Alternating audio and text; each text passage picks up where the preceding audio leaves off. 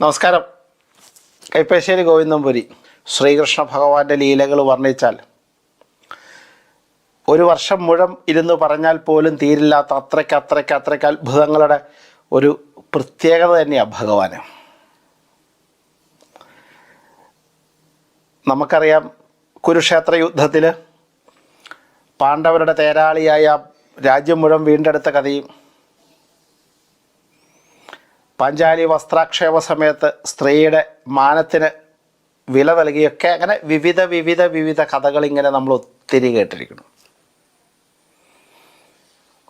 ഈ ശ്രീകൃഷ്ണ ഭഗവാനെ ധ്യാനിച്ചാൽ ഈ ഭക്തൻ്റെ ഏതൊരവസ്ഥയിലേക്കും ഏതൊരവസ്ഥാന്തരങ്ങളിലുള്ള മാറ്റത്തിനും ഭഗവാന്റെ അനുഗ്രഹകല പ്രത്യേക. അത് വളരെ കേമായിട്ടാണ് പറയണത്. അതിനെക്കുറിച്ച്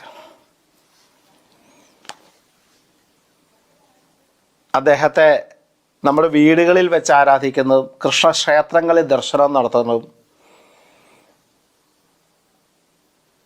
ഒക്കെ ഓരോ ഫലത്തെയാണ് പ്രദാനം ചെയ്യുന്നത്. അതിൽ ഓരോ സങ്കല്പത്തിലുള്ള കൃഷ്ണന്മാരുണ്ട്. അതാണ് ഈ കൃഷ്ണൻ ഒരു വിധാനമല്ല. നമ്മളതിൻ്റെ അദ്ദേഹത്തിൻ്റെ ഓരോ സങ്കല്പത്തിനും ഓരോ ഇതാണ്. ഇപ്പം ചില ആൾക്കാരൊക്കെ പറഞ്ഞു കേൾക്കാം, ഈ ശ്രീകൃഷ്ണ വിഗ്രഹത്തിൽ ഓടക്കുഴൽ വെച്ചാൽ വരുന്ന സമ്പത്തൊക്കെ ഊതിക്കളയുന്നൊക്കെ. അങ്ങനെയൊക്കെ ഞാൻ കേട്ടിട്ടുണ്ട്. അതൊക്കെ സത്യമൊന്നുമല്ല. അതൊക്കെ വളരെ തെറ്റായൊരു സന്ദേശമാണ്. ശങ്കരാചാര്യർ പറഞ്ഞ പോലെ ആചാരങ്ങളിൽ ഉള്ള അനാചാരം, അത്രയും ചിന്തിച്ചാൽ മതി. അങ്ങനെയൊന്നുമില്ല, അങ്ങനെയുള്ള സംഭവങ്ങളൊന്നുമില്ല. ഈ സമ്പത്തിനാണ് എങ്കിൽ നമുക്ക് മുമ്പിലുണ്ട് ഭക്തവത്സലനായ കുചേലന് ലഭിച്ച കഥ. സ്ത്രീകളുടെ എന്ത് സങ്കടത്തിലാണെങ്കിലും അറിഞ്ഞു വിളിച്ചാൽ ഓടിയെത്തുന്ന ഭഗവാനാണ് കൃഷ്ണൻ. അതും കൃഷ്ണനിലൂടെ നമ്മൾ കണ്ടതാണ് പാഞ്ചാലി വസ്ത്രാക്ഷേപത്തിൽ. അതേപോലെ തന്നെ നമ്മളിൽ വല്ല കേസുകളിലോ തർക്കങ്ങളിലോ ഒക്കെ നമ്മൾ പെട്ട് കഴിയുമ്പോൾ, അതും നമുക്കറിയാം, ലോകത്തെ ഏറ്റവും വലിയ യുദ്ധമാണ് കുരുക്ഷേത്രം. അതിനകത്തൊക്കെ അദ്ദേഹത്തിൻ്റെ ബുദ്ധിയാണ് വിജയത്തിലേക്ക് കൊണ്ടുപോയത്.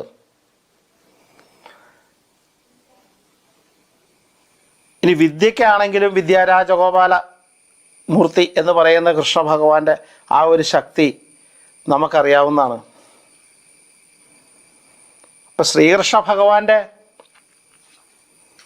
ആ ലീലകൾ എന്ന് പറയുന്നത് ഒരു അത്ഭുതം എന്നൊന്നുമല്ല പറയണ്ടേ, ലോകാത്ഭുതങ്ങൾ തന്നെയാണ്.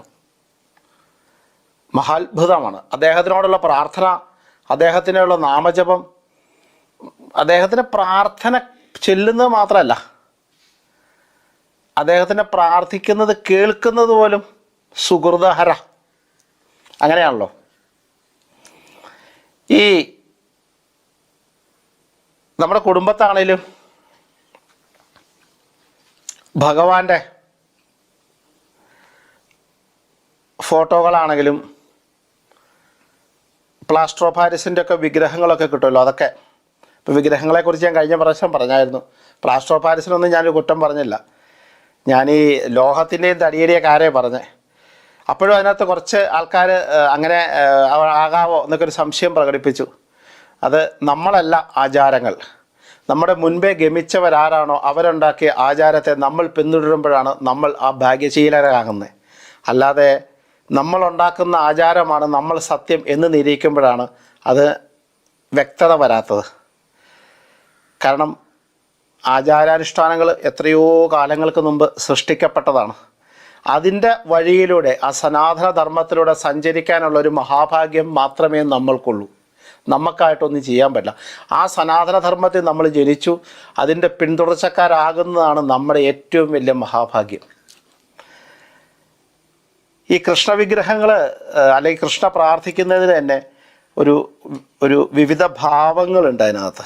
ആദ്യം ഞാൻ പറഞ്ഞു ഈ ഓടക്കുഴൽ വെക്കുന്ന വിഗ്രഹങ്ങൾ നമ്മൾ ഒരിക്കലും വീടുകളിൽ വെക്കരുതെന്ന് എവിടെയൊക്കെ ഒരുപാട് സ്ഥലങ്ങളിൽ നമ്മളിപ്പോൾ ഈ ഗീതാസത്രങ്ങളും ഭാഗവതസത്രമൊക്കെ നടക്കുമ്പോൾ നമ്മൾ ഒക്കെ ചെല്ലുമ്പോൾ, അല്ലെങ്കിൽ നമ്മുടെയൊക്കെ ഒരു പ്രസംഗമൊക്കെ ഉണ്ടാവാറുണ്ട്, പ്രഭാഷണത്തിലൊക്കെ ചെല്ലുമ്പോൾ ഇറങ്ങുമ്പോൾ തിരുമേനി അങ്ങനെയൊക്കെ ആകാവോ, ഇങ്ങനെയൊക്കെ പറഞ്ഞ കേട്ടിട്ടുണ്ട്, ആചാര്യനോട് ചോദിക്കട്ടെ എന്നൊക്കെ ചോദിച്ചിങ്ങനെ വരും. അപ്പോൾ ഈ എന്താ പറയണ്ടേ, ഗീതയിൽ തന്നെ പറയുന്നുണ്ട്, നവദ്വാരേ പുരേ ദേഹി, അങ്ങനെ ഒരു ഗീതയിൽ പറയുന്നൊരു പ്രമാണമാണ്. ഒരു ഗ്രാമത്തിന് 9 ദ്വാരങ്ങളുണ്ടാവും. ആ ഗ്രാമത്തെ ദേഹിയായിട്ട് ആത്മാവായി കണക്കാക്കണം. ഒരു ഓടക്കുഴലിന് 9 ദ്വാരങ്ങളാണ്. നമ്മുടെ മനുഷ്യ ശരീരത്തിൽ കുടികൊള്ളുന്ന വ്യക്തിയാണ് ശ്രീകൃഷ്ണ ഭഗവാൻ. നമുക്കുമുണ്ട് 9 ദ്വാരങ്ങൾ. ശരിക്കും ശ്രീകൃഷ്ണ വിഗ്രഹം വെച്ച ഒരു കുടുംബത്തിൽ ഒരിക്കലും കലഹം ഉണ്ടാവില്ല, മേൽക്ക് മേൽ ഐശ്വര്യം വർദ്ധിക്കും, അങ്ങനെയാണ് പറയണത്. അപ്പോൾ അത് കാരണം വിഗ്രഹം മേടിച്ചിട്ട് ആദ്യം ആ കോടക്കുള്ളെടുത്ത് കാട്ടിക്കളഞ്ഞിട്ട് പോകുന്നവരൊന്ന് ശ്രദ്ധിച്ചോളൂ, അതോടുകൂടി വയ്ക്കാൻ ഒരു സംശയമില്ല.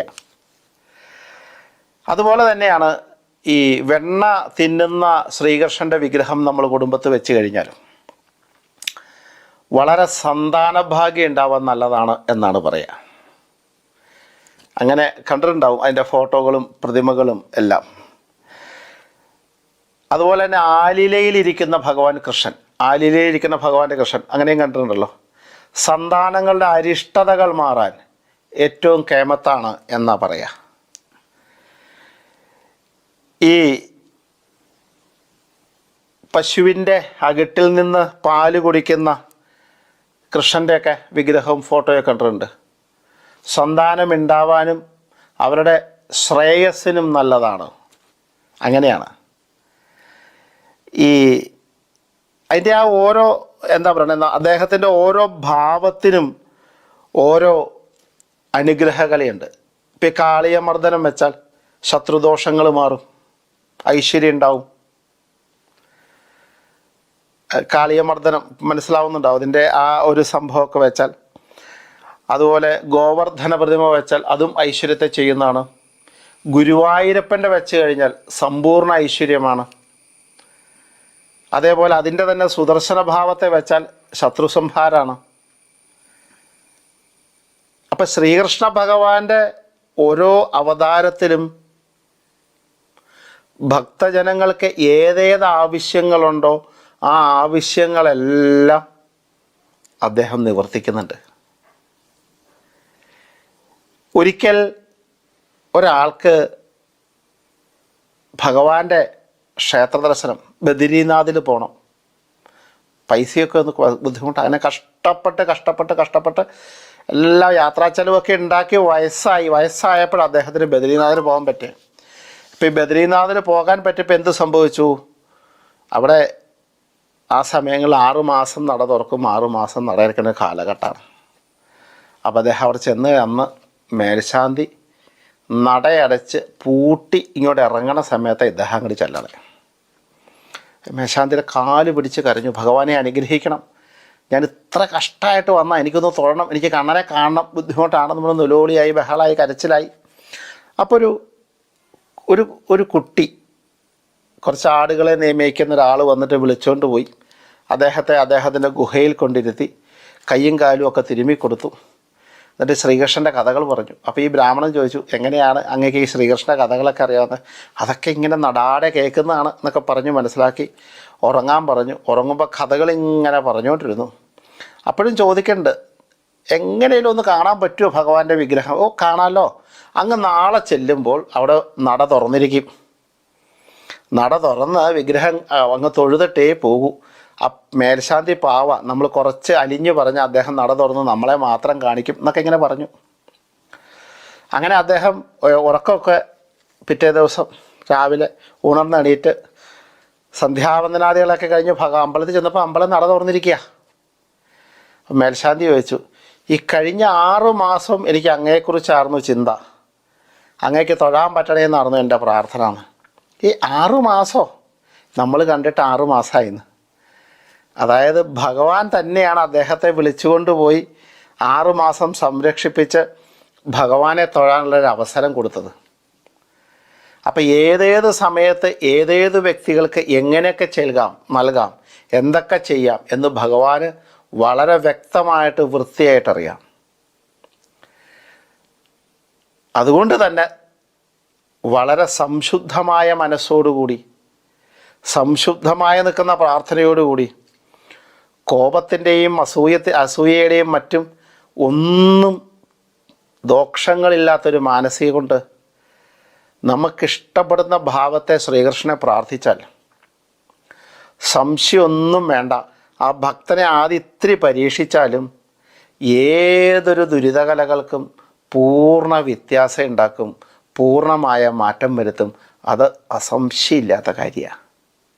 അപ്പം ഭഗവാനോടുള്ള ആ ഒരു പ്രാർത്ഥന തന്നെ നമ്മുടെ ഈ ശരീരം ഭഗവത് നിർമ്മിതമാണെന്നുള്ള സങ്കല്പത്തോടു കൂടി നമ്മുടെ ശരീരത്തെ, നമ്മുടെ ജീവനെ, നമ്മുടെ ആ യശസ്സിനെ, നമ്മുടെ നന്മയെ, നമ്മളുള്ള എല്ലാം ഭഗവാന്റെ തൃപ്പാദങ്ങളിൽ വെച്ച് അവിടുത്തെ തൃപ്പാദങ്ങളിൽ നമസ്കരിച്ച് അങ്ങേക്കിഷ്ടമുള്ളത് എനിക്ക് തന്നോളൂ എന്നുള്ള സങ്കല്പത്തിൽ അങ്ങ് പ്രാർത്ഥിക്കുക.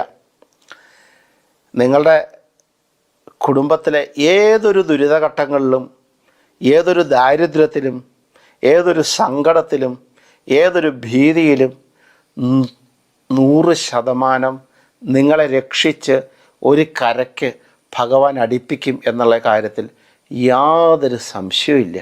ആ ഭഗവത് പ്രാർത്ഥന, ആ നാമജപം ശക്തമായിട്ട് നിങ്ങളുടെ ഉള്ളിൽ ഉണർന്ന് നിങ്ങൾ ഭഗവാന്റെ അനുഗ്രഹത്തിന് പാത്രീഭവിക്കട്ടെ എന്ന് പ്രാർത്ഥിച്ചുകൊണ്ട് നാരായണായ നമഃ.